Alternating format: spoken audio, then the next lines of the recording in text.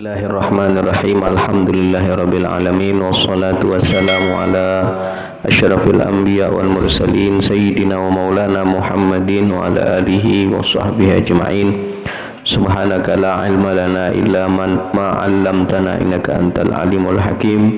Wa la haula wa la quwwata illa billahil aliyyil azim. Rabbi shrah li sadri wa yassir li amri wahlul 'uqdatam min lisani yafqahu qawli. Bismillahirrahmanirrahim. Qala al-musannifu rahimahullahu ta'ala wa nafa'ana bihi wa bi'ulumihi fid dharain amin. Salah seorang ahli fikih yang zuhud berpesan kepada orang yang menuntut ilmu, maka dia berkata, jauhilah oleh engkau daripada membicarakan orang lain. Nih, seorang penuntut ilmu disuruh menjauhi daripada mengumpat atau menggunjing,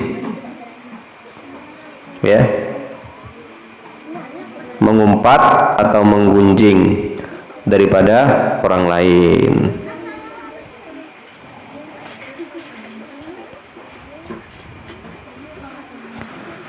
Dan daripada majelis-majelis yang membanyakkan perkataan yang tiada memberi manfaat atau memberi faedah bagi akhirat.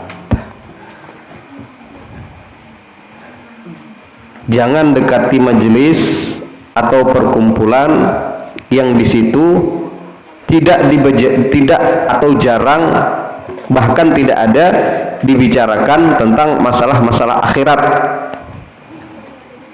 Itu, ya. Perkumpulan-perkumpulan yang di dalamnya itu tidak ada membahas masalah agama, masalah akhirat, itu jauhi, jangan dimasuki.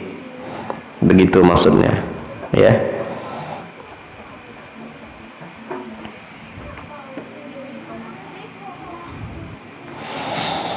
Dan dia berkata bahwa siapa yang membanyakkan akan perkataan, maka dia mencuri akan umur engkau dan menghilangkan ia akan waktu engkau. Jadi banyak bicara itu adalah termasuk pencuri waktu.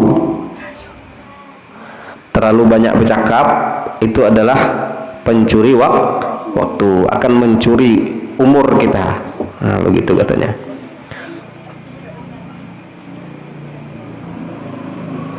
Orang yang banyak bicara atau banyak perkataannya, maka dia mencuri akan umur engkau dan menghilangkan ia akan waktu engkau.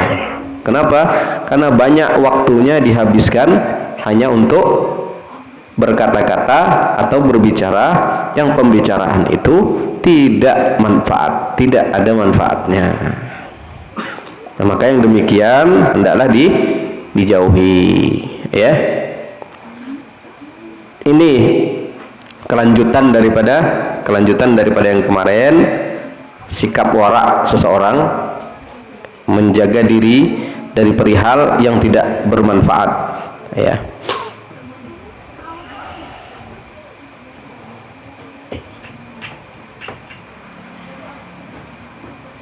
Ini bagus diingatkan, ya. Terlalu banyak bicara itu mencuri umur. Yang pertama, kata ahli fikih yang zuhud itu.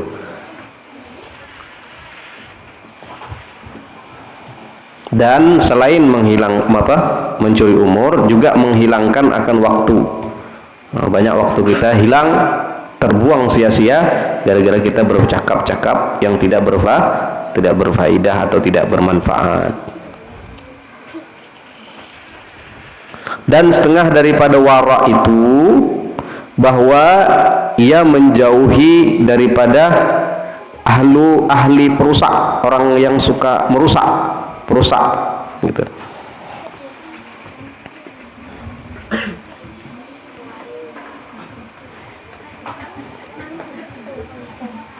Hendaknya ia menyingkirkan diri,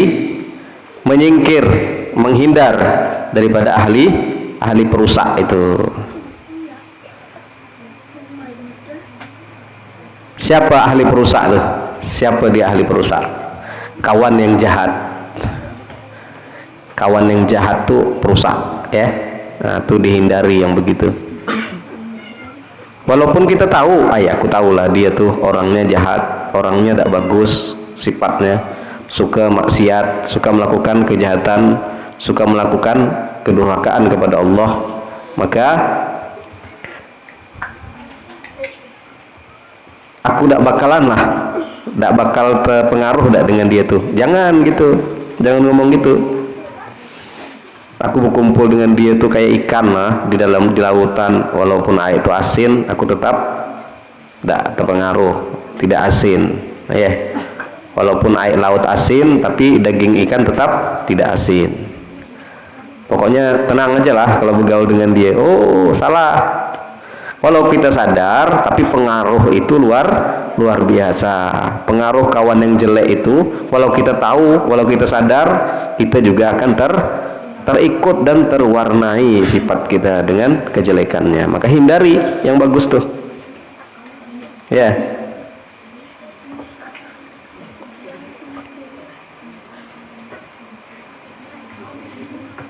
Dan juga hindari juga orang yang suka berbuat maksiat. Kita punya kawan, dia itu senang berbuat maksiat, seolah-olah berbuat maksiat itu seperti pekerjaan sehari-hari. Tidak ada lagi dia janggal, tidak ada lagi segan-segan dia melakukan maksiat. Kita tahu itu kawan kita tuh. Hindari itu. Hindari orang yang seperti demikian itu. Kenapa? Karena kita nanti bakal terpengaruh, ya. Nah, bagi penuntut ilmu, jangan dekat-dekat yang seperti yang demikian itu. Jauhi. Kemudian siapa lagi? Siapa lagi? Yaitu penganggur, orang pengangguran, ya. Orang yang pengangguran. Siapa mereka itu? Siapa orang yang pengangguran? Kita kan biasa mengartikan orang pengangguran itu kalau orang yang tak punya kerja, begitu kan? Bukan orang yang seperti itu. Orang yang pengangguran itu kan pengangguran dalam definisi orang yang memandang dunia. Tapi kalau definisi yang memandang akhirat, orang pengangguran adalah orang yang tidak ada sama sekali aktivitasnya atau kegiatannya yang kegiatan itu bernilai ibadah di sisi Allah SWT. Tidak ada sama sekali kegiatannya itu kegiatan tentang kebaikan-kebaikan, kegiatan-kegiatan tentang keimanan, tentang agama. Tidak ada dia. Kalau tidak bekerja, belum lagi disebut sebagai pengangguran. Tapi kalau dia sudah tak punya pekerjaan, sembahyang tidak, pengajian tidak pernah, nah itu pengangguran yang sebenarnya, ya kan? Nah, kalau dia punya pekerjaan dan aktivitasnya ada juga kegiatan keagamaan, misalnya dia ikut pengajian ke sana kemari, bukan pengangguran. Atau dia tidak punya pekerjaan tapi dia giat pengajian, giat belajar, memang waktunya kita masih dalam masa belajar, dia giat menuntut ilmu, bukan pengangguran namanya mereka tuh, ya. Nah, atau dia sibuk dengan aktivitas akhirat misalnya, bukan pengangguran dia, ya. Tapi kalau kerja tidak, sembahyang tak pernah, pergi pengajian tak pernah, nah inilah pengangguran yang sejati. Nah, itu jangan didekati juga yang seperti demikian itu, ya. Nah, pernah ada nengok orang kayak gitu? Pernah, ya. Tidurnya 20 jam, 4 jam tuh bangun, ngerokok, minum, tidur lagi. Nah, sembahyang lewat semuanya. Jangan sembahyang, jangan pergi pengajian, sembahyang tidak pernah. Itu yang disebut, yang itu tuh yang tidak baik tuh, ya. Tidak usah diikuti yang begitu. Nah, maka bahwasanya bersahabat dengan mereka itu memberi bekas. Di sini dijelaskan dalam kitab nih, ya. Bersahabat dengan mereka itu walaupun kita tahu, aku tahu lah dia itu memang ahli maksiat, tapi aku berkawan dengan dia tak ada terpengaruh dah. Walau demikian, Walau kita paham kata kitab ini bahwasanya bersahabat dengan mereka itu akan memberi bekas, atau pengaruh. Nah, tiada berpindah, yakni tiada terpelihara, dan bahwa duduk ia ini yang selanjutnya, tiada berpindah, ya, yakni tiada terpelihara, dan bahwa duduk ia menghadap kiblat untuk mengikuti sunnah Nabi Shallallahu Alaihi Wasallam. Ya, dia senang kalau lagi melakukan sesuatu ibadah, berzikirkah, doakah, atau sedang menuntut sedang mutalaah kitab, atau sedang membaca kitab, atau sedang mengaji Quran, atau sedang membaca kitab pelajaran yang sudah dia pelajari, dia senang menghadapkan dirinya ke kiblat ketika itu. Berzikir dia menghadap kiblat, sholawat menghadap kiblat, ini ya, karena mengikut sunnah Rasulullah Sallallahu Alaihi Wasallam. Dan tuntutlah doa ahli khair. Dan juga kalau ada orang baik, ada ulama, ada orang soleh, dan mesti ulama. Kita punya kawan soleh, udah terkenal lah dia baik orangnya, sering minta doa kepada mereka tuh, orang baik, apalagi kepada ustadz, kepada ulama, ya. Setiap melakukan sesuatu minta restu sama orang tua dulu, kemudian datangi kawan kita yang soleh, yang baik, minta doa ya, mudah-mudahan. Datangi guru, minta doa ya, mudah-mudahan. Itu ahli khair namanya, orang ahli baik, orang-orang baik. Nah, sering-sering minta doa kepada mereka itu. Dan menjaga diri daripada doa orang yang dizolimi. Usahakan diri kita jangan sampai kita itu menjadi orang yang zolim, sehingga kita didoakan oleh orang yang kita zolimi itu. Berbuat zalim kepada kawan kita, berbuat zalim kepada orang lain, sehingga dia teraniaya dan dia mendoakan keburukan tentang kita, habislah kita, ya. Karena doa orang zalim itu akan dikabulkan oleh Allah Subhanahu wa ta'ala, cepat dikabulkan doa orang dizolimi itu, ya. Dan telah dihikayatkan ulama bahwa dua laki-laki keluar keduanya untuk menuntut ilmu. Ada cerita dua orang pergi menuntut ilmu ke negeri, ya, ke negeri luar, dan adalah keduanya bersahabat pada menuntut ilmu itu. Anggaplah dia ini tamat sekolah di sini, sama-sama satu kelas, satu lettingan sekolah, tamat, sama-sama mondok kemana? Misalnya ke Jawa, dengan satu pondok juga, dia berdua mondok di tempat yang sama. Nah, ini pergi, ya,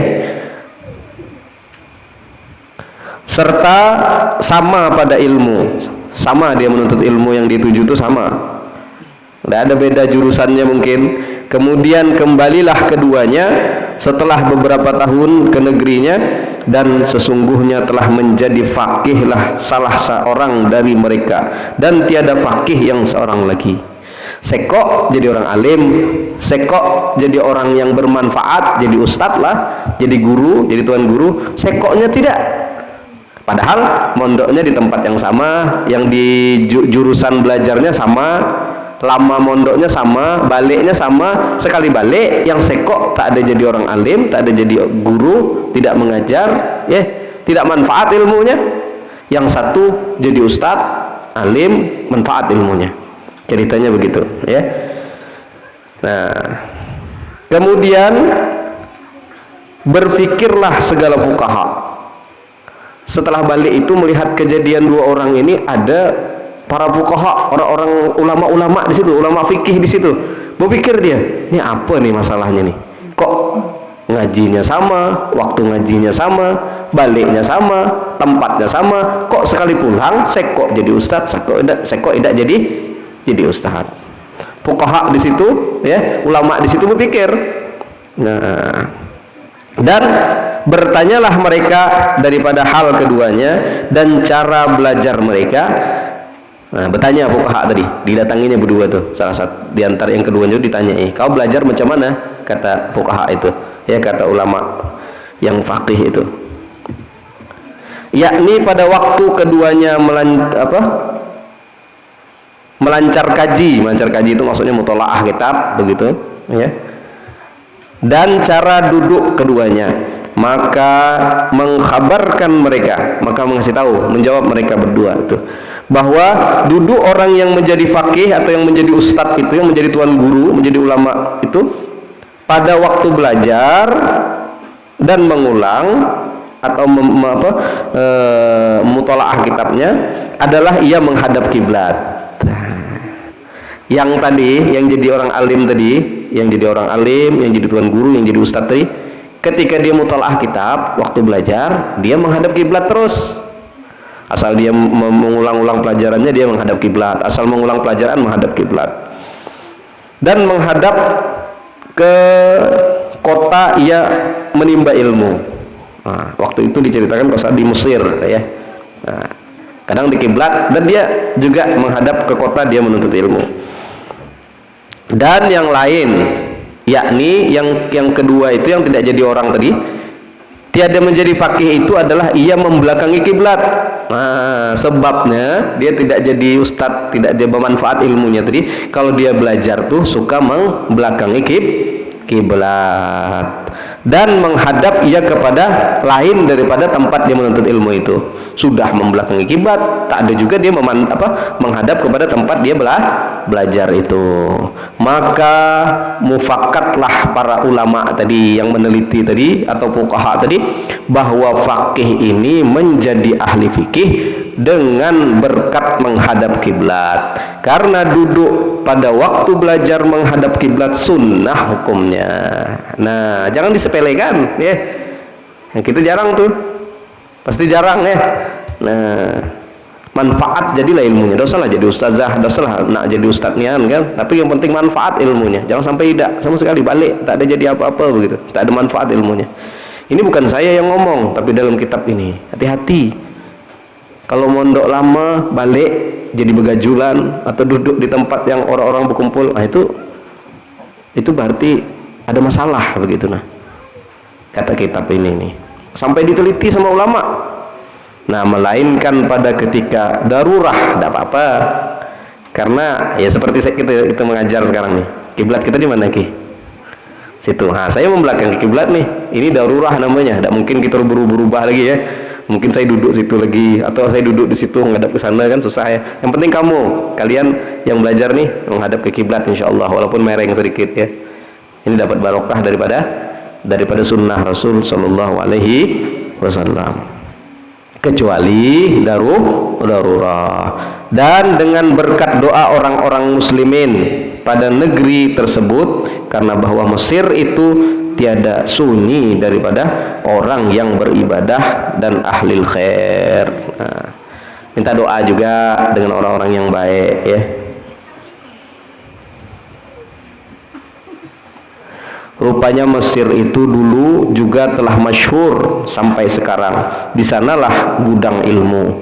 Al-Imam Asy-Syafi'i itu meninggalnya di Mesir. Imam Syafi'i orang alim tuh meninggalnya di Mesir. Beliau tuh jalan-jalan, pindah-pindah. Pertama di Mekah, pertama lahir di Gaza, kemudian tinggal di Mekah, kemudian pindah lagi ke Madinah, berguru sama Imam Malik dari Madinah, kemudian pindah lagi ke Baghdad ya. Di Baghdad dia menyebarkan ilmu lagi sambil menuntut ilmu, sambil dia mengajar. Kemudian hijrah lagi Imam Syafi'i ke Mesir. Nah, di Mesir beliau akhirnya menetap dan meninggal di Mesir. Imam Syafi'i itu ada satu tempat dia pindah-pindah, belajar sambil ngajar. Ya, beliau pergi ke Madinah belajar dengan Imam Malik. Ya, kemudian tidak puas, selesai sudah belajar sama Imam Malik, pergi lagi ke Baghdad. Ke Baghdad cari apa? Imam Abu Hanifah sudah meninggal. Imam Abu Hanifah itu termasuk ulama besar juga. Tapi pas beliau lahir, Imam Abu Hanifah sudah meninggal. Dia cari murid-muridnya Imam Abu Hanifah yang paling dekat dengan Imam Abu Hanifah.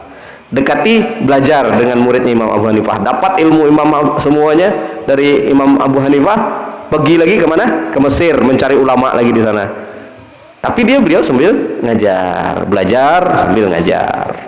Itu Imam Asy-Syafi'i. Nah, di situ gudangnya ilmu sampai meninggalnya beliau di situ. Makanya Mesir itu termasuk kiblatnya ilmu. Nah, Itulah paham kita daripada perkataan Tuan Syekh itu. Maka zahirnya bahwasanya orang yang beribadah daripada beberapa orang yang beribadah di negeri Mesir mendoakan baginya supaya alim. Begitu. Nah ya, jadi ingat kesimpulannya apa? Termasuk daripada wara itu intinya pertama, jauhi orang-orang yang buruk perangainya. Jangan bersahabat dengan mereka walaupun kita tahu ya, aku tidak apa-apa tidak berkawan dengan dia tuh.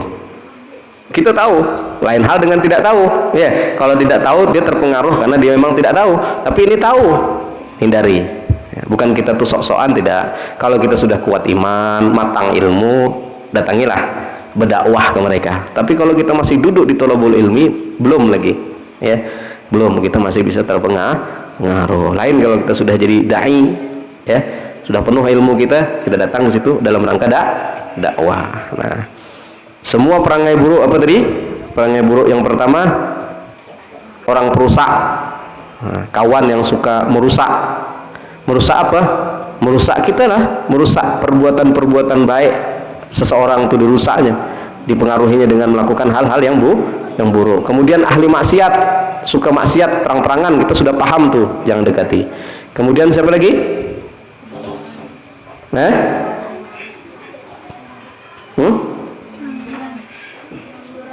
Pengangguran, jangan didekati. Kemudian ilmu itu perkataan yang banyak itu akan menyebabkan mencuri umur kita.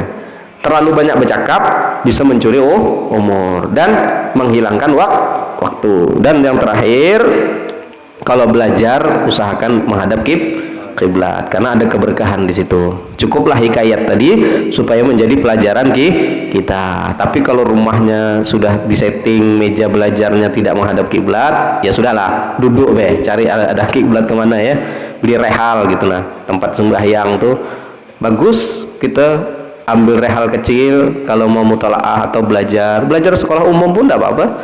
Habis sembahyang tuh pakai rehal belajar ngadep kiblat, biar barokah, biar seperti kisah tadi manfaat ilmunya ya.